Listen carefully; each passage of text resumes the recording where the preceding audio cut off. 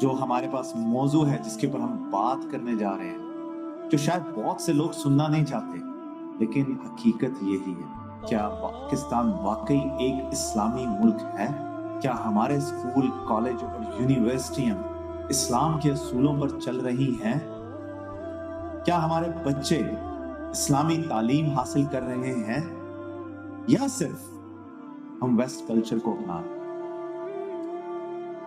ہم سب کو یہ سوال خود سے ضرور پوچھنا چاہیے، کیونکہ اگر آج ہم نے اپنی نسلوں کو نہیں سنبھالا تو کل بہت دیر ہو جائے۔ اگر میں پاکستانی ایجوکیشن سسٹم کی بات کروں، آپ کو ایسا لگتا ہے کہ ہم اسلام سے دور ہو رہے ہیں؟ دیکھیں، کسی بھی قوم کا مستقبل اس کے تعلیمی نظام پر منحصر ہوتا ہے، لیکن افسوس کہ آج ہمارے اسکول، کالج اور یونیورسٹیاں ویسٹ کلچر کو عام کر رہی ہیں اور اسلام کہیں پیچھے رہ گیا۔ آج ہم British curriculum, Cambridge, American curriculum, اس کے پیچھے بھاگ رہے ہیں۔ قرآن اور حدیث کی تعلیم لازمی نہیں ہے۔ ہر اسکول میں انگلش بولنے پر زور دیا جاتا ہے، لیکن عربی جو کہ قرآن کی زبان ہے، کیا وہ لازمی نہیں ہے؟ ہمارے اسکولوں میں ڈانس اور میوزک کلاسز ضروری ہیں، لیکن آپ صلی اللہ علیہ وآلہ وسلم کی سیرت پہ کوئی خاص توجہ ہی نہیں دی جاتی۔ آج کل آپ دیکھیں تو یونیورسٹیز میں Valentine Day, Halloween, New Year night اور فیشن شوز سب ہو رہے ہیں، لیکن عید میلاد النبی، اسلامی تاریخ اور سیرت النبی کے پروگرام جو ہیں وہ نہ ہونے کے برابر۔ بزنس، فائنانس اور مارکیٹنگ پڑھائی جا رہی ہے کہ بچے پیسے کیسے کمائیں، لیکن زکوٰۃ، صدقہ اور اسلامی معیشت کا ذکر تک نہیں ہے۔ قرآن پاک میں اللہ فرماتے ہیں، اور جو لوگ آخرت کے بدلے دنیا کی زندگی کو خرید لیتے ہیں، ان کے لیے نہ عذاب ہلکا کیا جائے گا اور نہ ہی ان کی مدد کی جائے گی۔ سورہ بقرہ کی آیت نمبر 86۔ یہاں پہ ایک حدیث کا حوالہ دیتا چلوں، بخاری شریف کی، تم میں سے بہترین وہ ہے جو قرآن سیکھے اور دوسروں کو سکھائے۔ پاکستان کی بڑی بڑی یونیورسٹیز، کالجز کا اگر ہم حال دیکھیں تو وہاں پڑھائی سے زیادہ ایونٹس ہوتے ہیں۔ یہاں تک کہ اسکولوں تک میں، کالج اور یونیورسٹیز میں تو کانسرٹس منعقد کروائے جاتے ہیں، جہاں آپ دیکھیں گے تو بالی ووڈ اور ہالی ووڈ سانگ بج رہے ہیں اور لڑکے لڑکیاں ناچ رہے ہیں۔ ہماری گرلز ویسٹرن کلوتھنگ پہنتی ہیں اور انہیں ماڈرنائزیشن کا نام دیا جاتا ہے۔ دوسری طرف دیکھیں تو جو حجاب لینے والی بچیاں ہیں ان کو دقیانوسی اور بیکورڈ کہا جاتا ہے۔ اللہ تعالیٰ نے سورہ العصر میں جو کامیابی کے 4 راز بتائے ہیں، اس کے بارے میں تو بتایا ہی نہیں جاتا۔ میرے نبی حضرت محمد مصطفیٰ صلی اللہ علیہ وآلہ وسلم کی سیرت پر تو کوئی بات ہی نہیں ہوتی ہے۔ کیا دولت ہی سب کچھ ہے؟ کیا ہم سب نے مرنا نہیں ہے؟ آپ کے سامنے اگر میں کچھ مثالیں دوں جو دنیا کے امیر ترین لوگوں کی ہیں، ان کے پاس دولت ہے، شہرت ہے، عیش و عشرت ہے، لیکن کیا وہ خوش ہیں؟ اس ٹائم دنیا کے امیر ترین انسان کا میں اگر ذکر کروں، ایلان مسک کافی پاپولر ہے آج کل، ٹیسلا، اسپیس ایکس اس کے مالک ہیں، دنیا کے امیر ترین شخص ہیں، لیکن اپنی نیند پوری نہیں کر سکتے، ڈپریشن میں رہتے ہیں، تنہا ہیں۔ رابن ولیمز، دنیا کو ہنسانے والا خود ایک افسردہ انسان ہے۔ مائیکل جیکسن، شہرت کی بلندیاں لیکن بے سکونی، دنیا کا سب سے بڑا سنگر، لیکن نیند کے لیے دوائیاں لیتا تھا اور اس سے اس کی موت۔ ہمارے اسٹوڈنٹس ای کامرس کی بات کرتے ہیں تو یہاں پہ جیف بیزوس کا بھی ذکر کرتا چلوں، دنیا کے دوسرے امیر ترین شخص ہیں، لیکن فیملی لائف نہ ہونے کے برابر۔ امازون کے مالک اربوں ڈالر ہیں، لیکن فیملی پاس نہیں، سکون نہیں زندگی، کیونکہ یہ سب سکون اور شعور صرف ایک ہی کتاب ہمیں دیتی ہے، اور وہ ہے قرآن پاک، اور دوسری میرے نبی کی حیات طیبہ، ان کی سیرت جس کو ہم سب بھول چکے۔ اللہ قرآن میں فرماتے ہیں یہ دنیاوی زندگی ایک دھوکہ ہے، اصل زندگی تو آخرت کی ہے۔ سورہ العنکبوت میں آیت نمبر 64 میں اللہ منع نہیں فرماتا ہے کہ تم نہ کماؤ لیکن حلال طریقے سے، صدقہ کرو، خیرات کرو۔ ہمیں اسٹریٹ لائٹ میں ایک بچہ پڑھتا ہوا نظر آتا ہے اور ہم اس کی ویڈیوز بناتے ہیں سوشل میڈیا پہ وائرل کرنے کے لیے کہ دیکھو انسپریشن کے یہ بچہ پڑھ رہا ہے۔ ہمیں تو افسوس ہونا چاہیے اس بات کہ وہ بچہ اسٹریٹ لائٹ میں پڑھ رہا ہے۔ یہاں تک پہنچایا کس نے کہ اس کو اسٹریٹ لائٹ میں پڑھنا پڑے؟ یہی اگر ہم نے دینی اقدار لیے ہوتے قرآن سے، میرے نبی کی حیات طیبہ سے، تو وہ بچہ اسٹریٹ لائٹ میں بیٹھ کر نہیں پڑھتا۔ یہ افسوس کا موقع، کیونکہ ہمارے ملک میں اتنے امیر لوگ ہیں جو بہت سے بچوں کی کفالت کر سکتے۔ اگر آج سب کو دین اور آخرت سمجھ آ جائے تو آپ دیکھیں ہم ایک مثالی قوم بن جائیں گے۔ یہاں پہ میں والدین اور اساتذہ کا رول یاد دلاتا چلوں کہ وہ اس کا اپنے بچوں کے ساتھ کر کیا رہے ہیں، انہیں کیا سکھا رہے ہیں۔ دیکھیں ہم اپنے بچوں کو برانڈڈ کپڑے، یونیفارم، مہنگے اسکول اور لیٹسٹ ایجوکیشن تو دے رہے ہیں، لیکن کیا ہم انہیں اسلامی اخلاقیات سکھا رہے ہیں؟ ہم اپنے بچوں کو سوشل میڈیا پر وقت گزارنے دیتے ہیں، لیکن جب نماز کا وقت آتا ہے تو کہتے ہیں تھکے ہوئے ہیں۔ ہم بچوں کو بتاتے ہیں کہ کیسے کامیاب بزنس مین بننا ہے، لیکن یہ نہیں بتاتے کہ والدین کے حقوق کیا ہیں۔ ہم انہیں بتاتے ہیں کہ امیر کیسے بنا جائے، لیکن نبی کریم صلی اللہ علیہ وآلہ وسلم نے دولت اور آخرت کے بارے میں کیا فرمایا یہ نہیں سکھا۔ آپ صلی اللہ علیہ وآلہ وسلم نے فرمایا سب سے بہترین والدین وہ ہیں جو اپنی اولاد کو قرآن کی تعلیم دیتے ہیں۔ ہمیں اسلامی تعلیم کو عام کرنا ہوگا، ہمیں اپنے سکولز، کالجز اور یونیورسٹیز میں اسلامی تعلیم کو لازمی کرنا ہوگا۔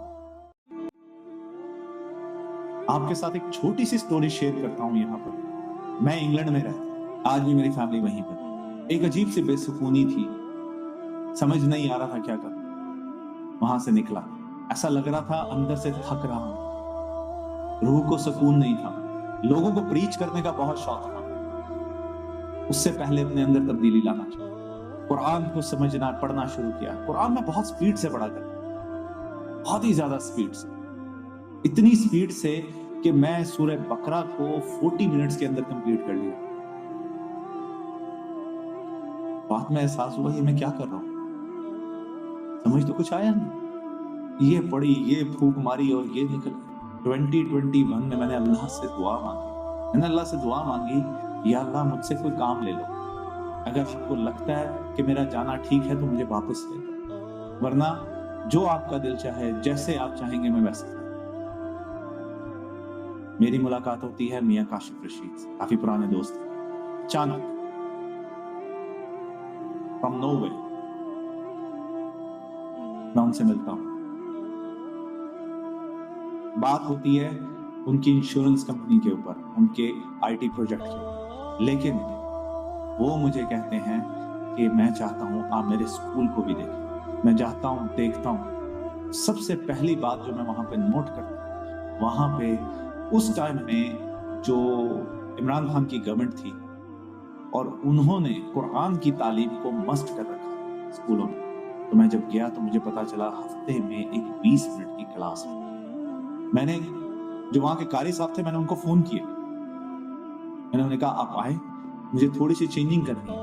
یہاں پہ میں کریڈٹ دینا چاہوں گا میاں کاشف رشید کو، جنہوں نے مجھے کہا کہ سلمان دس از یور اون اسکول،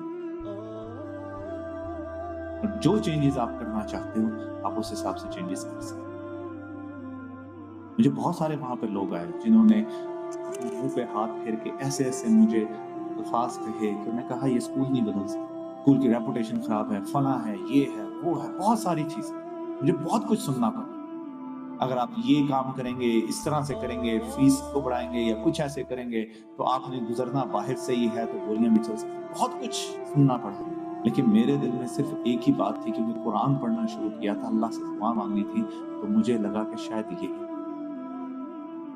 اسی کام کے لیے اللہ نے مجھے بھیجا. شروع میں میاں کاشف رشید نے مجھے جناب کلب ہے فیصلہ تھا وہاں پہ انہوں نے بھیجا، لیکن مجھے ایسا لگا کہ ان کا خرچہ بہت ہے. میں نے ان سے ان کا آفس لیا اور میں نے وہاں زمین پہ گدا ڈالا اور اس میں وہاں پہ پرنسپل تھے اس وقت میں. انہوں نے مجھے ایک فارم لا کر انہوں نے مجھے کہا کہ پیچھے ایک کمرہ ہے آپ وہ استعمال کر سکتے ہیں. میرے ذہن میں صرف ایک ہی بات چل رہی تھی کہ میں کس طرح یہاں پہ قرآن تعلیم کو مست کروں. اس پر میں نے کام شروع کیا اور بچوں کو میں ایک ڈسپلن دوں. بچے یہاں پر وہی ایجوکیشن لیں جو وہ برٹش کریکولم کی لے رہے ہیں باہر، لیکن ساتھ میں قرآن کی تعلیم بھی. اس ٹائم میں قاری سہیل صاحب تھے جو وہاں سے چھوڑ چکے تھے. ان کو کافی ان کے ساتھ بات چیت کرنے کے بعد رضامند ہوئے اور پہلے انہوں نے کہیں ایک دو علماء بھیجے، لیکن وہ پھر ایٹ دی اینڈ وہ خود آئے. انہوں نے میرا اس میں بہت ساتھ اور ہم ہر کلاس میں ایوری ڈے 45 منٹس کی قرآن کلاسز پہ ہمارے اسکول میں شروع ہو. میں وہاں پر نہیں ہوں لیکن اسکول میرے دل کے بہت زیادہ قریب. آپ بلیو نہیں کریں گے، جب میں مسجد میں گیا آس پاس سارا ایریا مسلمانوں کا اور قاری صاحب جماعت کے لیے کھڑے ہیں اور پیچھے مڑ کر دیکھتے ہیں تو نمازیوں کا انتظار کر رہے ہیں. مجھے رونا نکل آیا. ایک لڑکا تھا وہاں پہ دانش، صرف وہ ان کے پیچھے کھڑا تھا اور پیچھے کوئی نمازی نہیں.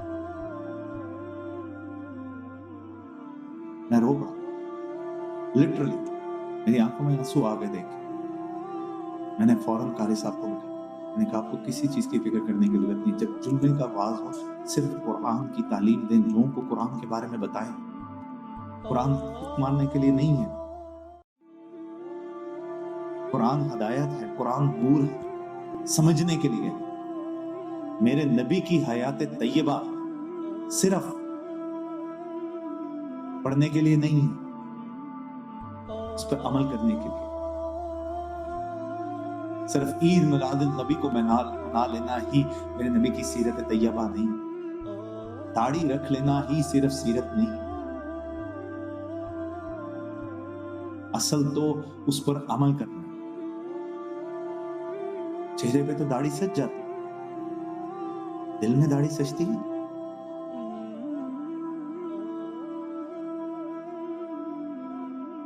میرے نبی کی سب سے بڑی سنت قرآن پاک، ہم اس کو کتنا پڑھتے ہیں، کتنا سمجھتے ہیں؟ بالکل بھی نہیں. عاشق رسول ہونے کا دعویٰ کرتے ہیں، کبھی دل سے پوچھیں کیا واقعی عاشق رسول ہیں؟ عاشق ایسے ہوتے ہیں؟ کیا عاشق ایسے ہوتے ہیں کہ ادھر اذان ہو رہی ہو اور ادھر وہ ایسے منہ پھیرے ہوں اور پھر نماز کا کوئی پتہ ہی نہیں؟ کیا عاشق ایسے ہوتے ہیں جس قرآن کو پھیلانے میں صحابہ نے اتنی تکلیفیں سہی کہ آج ہم سب مسلمان ہیں اور اسی تعلیم کو ہم پسے پشتا ہیں؟ ہم فزکس پڑھیں، کیمسٹری پڑھیں، بایولوجی پڑھیں، میتھمیٹکس پڑھیں، لیکن قرآن تمام زبانیں سیکھیں، French, English, Chinese, every thing. عربی کہاں ہے؟ یہ منع نہیں ہے، انگلش پر بولنی ہے بولو، but just as a language. قرآن کو سمجھنے کے لیے عربی کو سمجھنا پڑے گا. فنکشنز، ایونٹس، یہ سب کچھ کرا لینا ہی سب کچھ نہیں.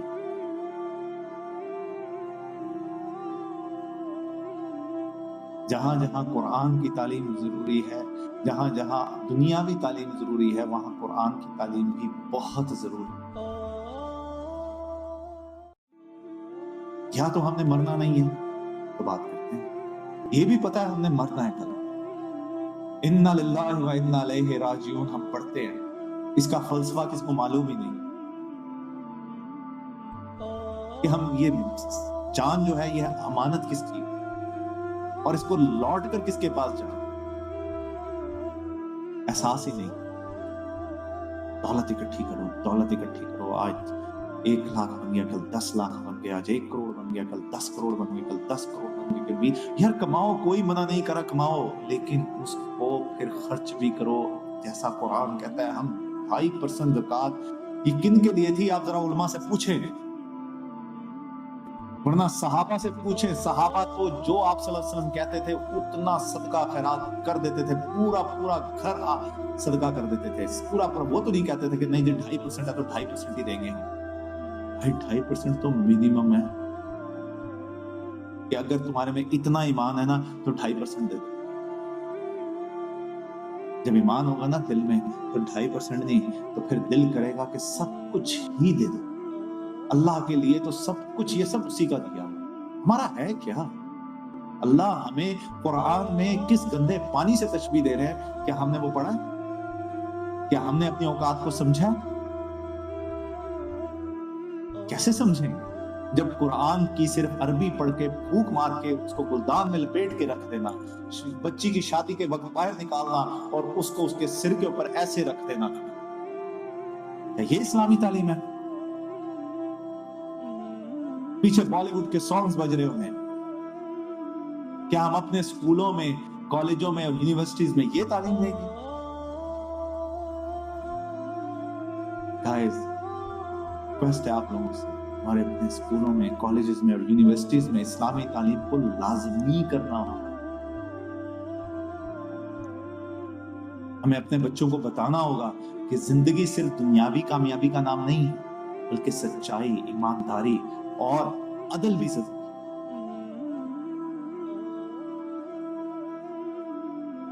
हमें सीरत नबी सल्लल्लाहु अलैहि वसल्लम को अपनी जिंदगी में अपनाना होगा ताकि हमारी नस्लें गुमराह ना हो। यही तो कुरान था जिसकी तालीम को आम करने के लिए आप सल्लल्लाहु अलैहि वसल्लम ताइफ गए थे और ताइफ में लोगों ने उनको पत्थर मारे, और जब वापसी पर थे तो हज़रत जिब्राइल अलैहिस्सलाम ने कहा आप कहें तो पूरी बस्ती उलट दूं। आपने कहा नहीं, ये लोग अब मुझे जानते हैं। यही वो कुरान था जिसको जब वो बाहर आम करने निकलते थे तो उनके रास्ते में कांटे बिछाए जाते थे और उनके पांव लहूलुहान हो जाते थे।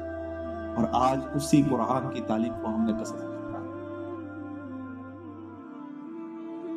मैं आपके सामने बहुत सारे वाक़ये बयान कर सकता हूँ, लेकिन वाक़यों से कुछ नहीं होगा। आप सल्लल्लाहु अलैहि वसल्लम का जब जिक्र आता है, आप खुद समझें, आपको अगर रियल इश्क करना है तो आप उनकी तालीमात को याद रखें। अगर आज उनने कुरान और हदीस को नहीं अपनाया तो हमारी नस्लें अंधेरे में भटकती रही। नमाज में हमने पढ़ा क्या है ये तक नहीं पता, वादा क्या किया अल्लाह से हमें ये तक नहीं पता। हमारे बहुत सारे उलमा हैं, बहुत जबरदस्त उलमा हैं, बहुत अच्छे अच्छे बयान करते हैं। अगर आप उनको सुने, नमाज के बारे में वो कितना अच्छा बताते हैं, कुरान के बारे में कितना अच्छा बताते हैं, हदीस में आप सल्लल्लाहु की हयात तय्यबा के बारे में कितना अच्छा बताते हैं। उनको सुने। ये सब अपना, अगर किसी को आइडियल बनाना है, आपने आइडियल बनाना है तो आइडियल बनाना है तो वो सिर्फ एक ही हस्ती है और वो है हमारे नबी मोहम्मद मुस्तफा सल्लल्लाहु अलैहि वसल्लम। अगर आप अपनी जिंदगी में किसी को आइडियल बनाना चाहते हैं तो वो सिर्फ एक ही हस्ती, और वो है हमारे नबी हज़रत मोहम्मद मुस्तफा सल्लल्लाहु। सो गाइस, मैंने आपका बहुत ज्यादा वक्त लिया, बहुत लंबी वीडियो, लेकिन ये बहुत जरूरी था। मेरा दिल में बहुत सारी बातें थी और वो निकलनी बहुत जरूरी, इससे भी ज्यादा और बहुत ज्यादा किसी और वक्त में आपके साथ शेयर करूं। अपना ख्याल रखिएगा। इंशाअल्लाह ताला हमारी मुलाकात होगी अगली वीडियो। अगर आपको मेरी कोई भी बात बुरी लगी हो उसके लिए मैं आप सबसे माफी चाहता हूँ। अपना ख्याल रखिएगा। जिंदगी रही थी मुलाकात। अस्सलामु अलैकुम व रहमतुल्लाहि।